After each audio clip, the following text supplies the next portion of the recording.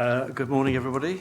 So, if you don't know me, I'm Anthony Ferguson. I'm a Deputy Director in the Department for Transport, Head of Traffic and Technology, and along with my Transport Technology Panjandrum, you can Google it, Darren, we're kind of responsible for today. It's worth pointing out that there's several other DFT colleagues here today, and I think you could have very interesting conversations with all of them. So it's not, I know we like to think it's all down to us, but it's not. We're quite a big department. So I'm just going to cross off all the things that I was going to say that Steve has mentioned. Right, thanks very much. No, seriously. Time of great change, great things happening at great speed. As Steve says, a lot of interlocking pieces that haven't interlocked yet. So we've had 4 months of a new government for the first time in quite a while. So you can imagine there's quite a lot of change and getting used to new ministers and what they want. I think one thing I'd say is a kind of an overarching point, though, is that so many of the things that we deal with on a day-to-day basis with ministers haven't changed much. You know, the experience, the lived experience of transport is the same as it probably has been for quite some time, and that's what ministers know as well. So a lot of what they want to do is structural, strategic, but they also want to fix things. The Secretary of State on day one said to us that she wants to move fast and fix things. So we are kind of enjoined to get on with it and do what we can quickly, as well as moving some of the bigger pieces more slowly. You'll all know from having scoured the Labour Party manifesto that this is a mission-led government, so they have 5 themes, and I think it's fair to say that the more that you can align with those missions, the better it will be, because it'll be easier, because the infrastructure of government's going to be geared up to deliver in that way. I think in terms of transport, you'll find most of what the Labour Party said about transport during the election campaign is under economic growth, but it's clearly not exclusively just about economic growth, although that's probably the central point. The Chancellor has set out in the budget quite a few things, but not everything.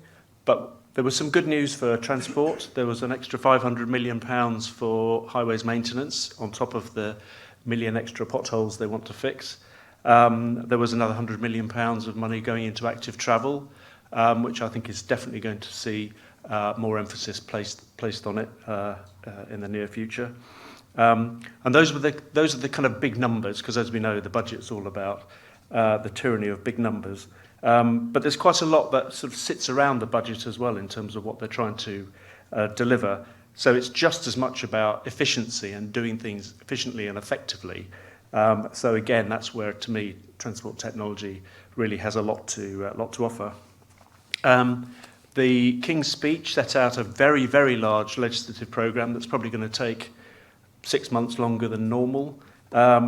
Within it, as Steve has mentioned, there's going to be a planning bill, and transport and planning are very, very kind of intertwined.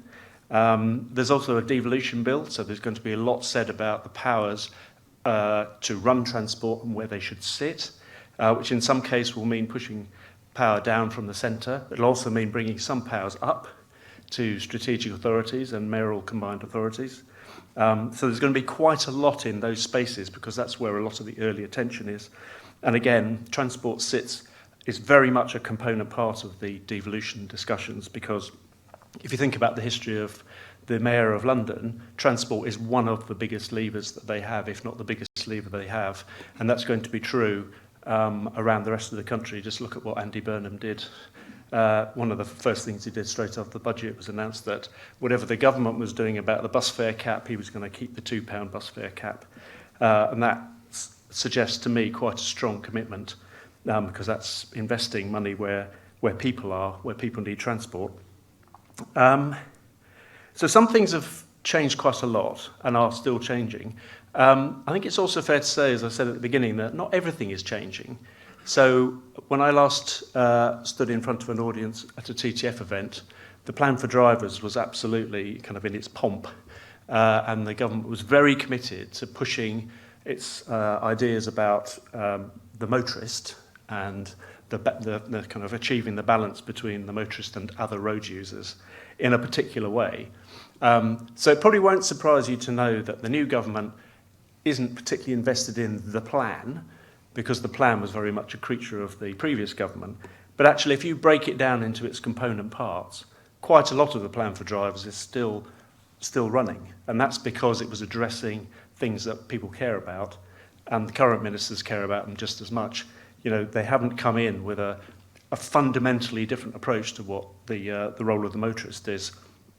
They may express it differently, and they may have sort of different emphasis, and they will do when they're setting out legislation on railways and when they set out legislation on buses. But fundamentally, there's quite a lot that is going to be common to both, and I'd say congestion, roadworks. I've never met a minister who didn't care about them and didn't want to do something about them. So quite a lot of the work that we were doing, we're going to carry on doing, which I think is really helpful and positive, because it means that we don't have to start again. Quite a lot of what we were doing is actually invested in trying to make those things work better. So let's just carry on with the things that ministers still want. So streetworks legislation and reform and policy reform is one thing. The work programme that's going to see the digitisation of traffic regulation orders, which is one of those, to use another of Steve's words, the foundational kind of elements of transport. That carries on at pace, and we may hear some more about that later on. Not everything is quite as straightforward, so I will just mention the National Parking Platform. That's in a slightly tricky place at the moment, where we just need to work through with ministers what they've inherited and what we're going to do with it. So I haven't got anything I can tell you now about where we're at with that, but what I can say is that there's a lot of feverish work going on within the department to try and get ministers into a good place on the National Parking Platform. So it remains to be seen what exactly that will mean and how it will manifest itself. But I'm naturally an optimist. And I think the thing about the MPP is it's a good idea, and good ideas tend to survive. So there we go. That's what we're dealing with in the centre of government at the moment. We're going to talk to you a lot today about various other programmes, and different people from the department are going to talk to you later about what they do and where you can maybe get involved with them. But the important thing is, particularly for those of you who've not been to a TTF event before, we invest a lot of effort and a lot of our political capital and our financial capital in making the TTF a success, because it works, because it allows us to do this, which is talk to you as a sector in one go, and for you to ask us questions, challenge us, and bring your ideas forward. So that's why the TTF has been successful to date, and that's why I'm absolutely sure today is going to be another in a long line of successful events. So I wish you a good day, and I'll see you around.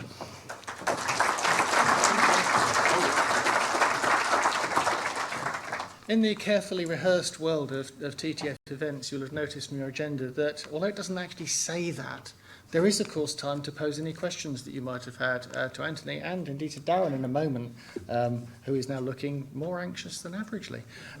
So if you had any questions, please do call them out. There is also the opportunity, if you've registered for it, I think at the end of the day, for more informal catch-up with the folks from Whitehall. But if there were things you wanted to pick up, the one thing I was just going to check in. So you said that the main elements of the infamous plan for drivers are trundling on in a way, but sort of some of that was very much a sort of past government conservative pushback on things like low traffic neighbourhoods. We're not really interested in those. The Welsh might be experimenting with 20-mile limits, but not us. Where is Lillian Greenwood? Where's the Secretary of State on things like that? Are they for? Are they against? Are they telling you they want things? I think it's fair to say they're for and against. They're for against doing it well and against doing it badly. If you're talking about LTNs, the Secretary of State has said very clearly that she's past the point of fighting culture wars about it. So she's said very clearly that the political driver for the plan for drivers is not something she's interested in. She's interested in substance and making things better. So I think with something like LTNs, where they have clearly set out their stall is to say that LTNs can work. We did a piece of work at the end of last year which looked at several case studies, and it demonstrates that They can be done well, though, if people are brought along, because where you end up with division, where you've got motorists and residents arguing the toss, but saying that the thing is either the worst thing in the world or the best thing in the world, something's not right. And the more you can do to close the gap, and particularly around the middle ground, which is where we found from our own consultation that most people who live in an LTN don't even know. So one of the things that local authorities need to do better is learn how to communicate better and consult better, which, as we know in the public sector, is a very difficult thing to do. But they see they're aspirational, so they see them as good where they can be good, so let's make them all good. Okay. And do they see that as part, you talked about the devolution agenda and the devolving of powers, particularly I think to the metro mayors? I mean, Yeah. You're talking not so much Scotland, Wales as Manchester and the like. The sense I got was not so much we're for or against these, but what if that's what the locally elected people like the mayors want to propose, then we would like to help them do it sensibly, but it's their call, not ours. Would that be a fair interpretation? Absolutely, yeah. It's about enabling them to do the right things and giving them the right powers and the right possibility, but not so much sitting in judgment when they don't like what they see. So thus far, I mean, it always remains to be seen how long a minister can sit and be questioned about something that's happening which has nothing to do with them before they feel the need to offer an opinion. At the moment, that's not the space they're in. It's much more about you should have a directly elected mayor if you're in a city because it's a good thing and it can work and we're going to help you do it. What you then do is kind of up to you. Okay, and I didn't actually see any hands go up, so this was the last chance from the floor. If no hands No, going I didn't up. see any hands either. The only other thing I thought was that there's a... Would you, just in case it's an awkward question. I can't be alone because of the organisation I run in thinking there's still a bit of anti-motoring rhetoric here. I mean, I think I've heard the Secretary of State speaking very fondly of how she's going to reform the railways, how buses are her favourite thing. We then hear usually about active travel, we hear about cycling. But you're reassuring us in the sense that they at least do have a sense that a lot of what fuels this country is people driving, it's the freighter logistics, the commercial traffic that keeps the country running. Is there anything the TTF community can be doing to help make sure that the politicians don't lose sight of that? Well, I think the main... So one thing I would say about technology is just an observation that this government is so much driven by strategic priorities, which are essentially the missions and a few other things sitting around them, that technology is absolutely an enabler, but they're not bedazzled by it. You know, they don't see technology necessarily as being kind of... some parts of government will. There will be some departments where absolutely technology will be kind of central. I think in transport, what they want to see is what works. So what we need from the technology sector is demonstrations of how technology will change things for the better, not be kind of interesting or kind of obscure trials. What they want to see is change. Yeah, that's why they're focused on things like what does it cost to buy a bus ticket. That's the thing that drives them. So technology's got to kind of make its case. So there's probably, if I was going to kind of push you hard, that would be what I would be doing, is find the examples of what you're doing to explain to ministers and other politicians, how improvement will be made and technology will be the most effective solution or an effective solution. Excellent. Anthony, thanks very much indeed. That, I think, is very much what you need to hear. Thank you.